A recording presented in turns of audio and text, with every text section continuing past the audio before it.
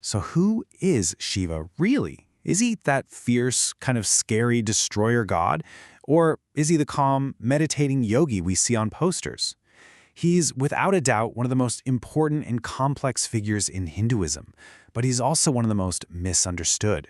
So today, let's peel back the layers on this ancient, powerful, and absolutely fascinating deity.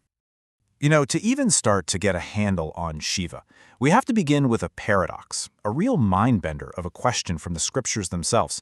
See, unlike just about everything else in existence, Shiva is described as being totally beyond the cycle of birth and death. So, how do you even begin to tell the origin story of someone who has no origin? That first little paradox, that's our way in. Because if there's one single thing you need to understand about Shiva, it's that he is the living embodiment of contradiction. He's a god of profound and honestly sometimes startling paradoxes. And here, you can see that central tension, just laid out plain as day. On one hand, you've got Shiva as the ultimate ascetic, the Mahayogi, right? Meditating alone for eons, totally detached from the world. But then, on the other hand, he's the ultimate family man, a devoted husband, a loving father, the very model of the divine household.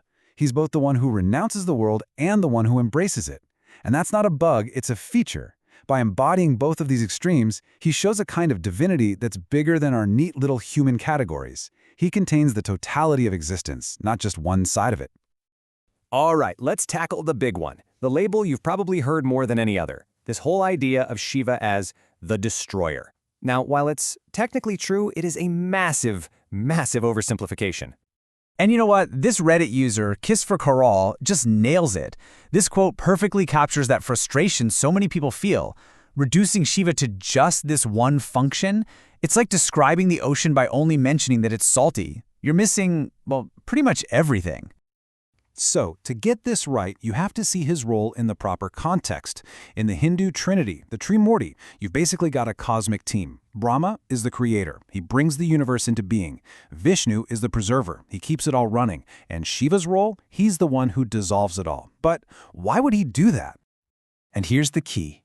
You have to remember that in a worldview where time is a cycle, not a straight line, destruction is not a bad word. It isn't the end. It's a necessary, holy act of wiping the slate clean.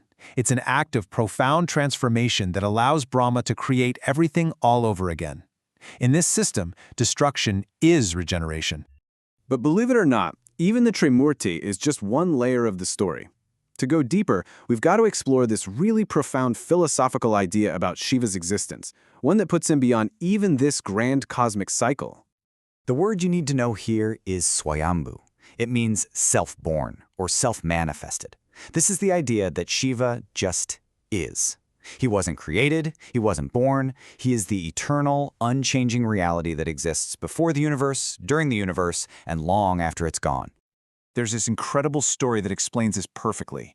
The legend goes that Brahma and Vishnu were having a debate about which one of them was the supreme god. And suddenly, this infinite pillar of fire appears between them. It had no top and it had no bottom. So Vishnu, as a boar, starts digging down for an eternity, trying to find its base. And Brahma, as a swan, flies up for an eternity, trying to find its top. Neither one could. That pillar was Shiva, showing them that he is the formless, endless reality that everything, even other gods, comes from. Okay, so that's all pretty abstract, right? So how do these huge philosophical ideas get translated into something we can actually see? Well, it turns out Shiva's physical form itself is basically a sacred text. This quote just hits the nail on the head. Every single thing in his iconography, every detail, it's not just for decoration. It is a message. It's a piece of this much bigger cosmic puzzle. He literally teaches through his form. So let's decode a few of the greatest hits. That third eye, it's not a physical eye. It's the eye of wisdom, and its fire burns away ego and illusion. The crescent moon on his head shows that he's the master of time and all its cycles. The serpent wrapped around his neck, that symbolizes his complete control over fear and primal energy. His trident pierces the three illusions of past, present, and future. And that little drum, the Demaru, its beat is the very rhythm of creation itself. His entire being is a map of cosmic truth. So, we've got the paradoxes, the deep philosophy, the powerful symbols, but that brings us to our final and maybe the most fascinating layer of all, the historical mystery. Okay, so let's switch gears a little bit. We're going to move from mythology to archaeology. The question of where Shiva actually comes from, historically, takes us back thousands of years to one of the world's first great civilizations, and to a debate that is still very much alive today. And this is it, this tiny little soapstone seal. It's barely over an inch tall. It was found way back in the 1920s at a site called Mohenjo-Daro in modern-day Pakistan. And get this, it's about 4,000 years old. The man who dug it up identified the figure on it as a proto-Shiva, like an early blueprint of the god we know today. And you can see why he thought that, right? The argument was pretty compelling. The figure is sitting in a yoga-like pose, and Shiva is the Adi Yogi, the very first yogi. It's surrounded by animals, and Shiva is called Pashupati, the lord of beasts. The horned headdress was seen as an early version of Shiva's trident, and they even thought the face might have 3 sides. For decades, pretty much everyone just accepted this theory. But, and this is where it gets really interesting for anyone who loves a good historical puzzle. As scholars and archaeologists kept digging, both literally and figuratively, some pretty fascinating challenges to this old idea have popped up. And this isn't about debunking. It's about the exciting process of getting closer to the truth about the deep past. Let's start with that title, Pashupati, Lord of Beasts.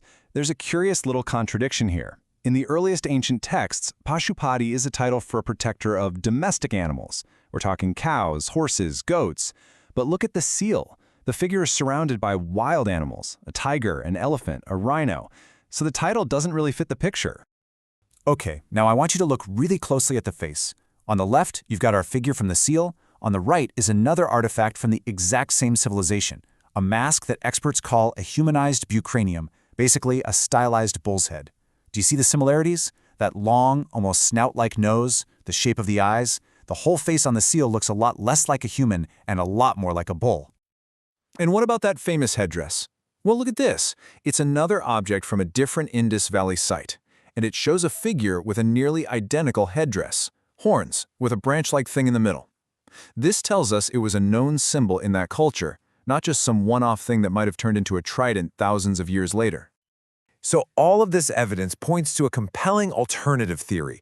What if we're not looking at a proto-Shiva at all? What if we're looking at a divine bull man, a powerful god of fertility and strength, which would fit perfectly with what we know about the Indus Valley civilization, because they were absolutely obsessed with bulls. They're everywhere on their art.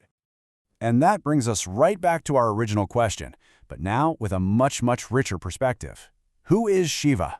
Well, he's the god of paradoxes, the ascetic and the family man. He is Swayambhu, the timeless, formless absolute. And maybe, just maybe, he's also connected to a deep, 4,000-year-old mystery from a lost civilization that we are still, to this day, trying to piece together. The answer, it seems, is all of the above.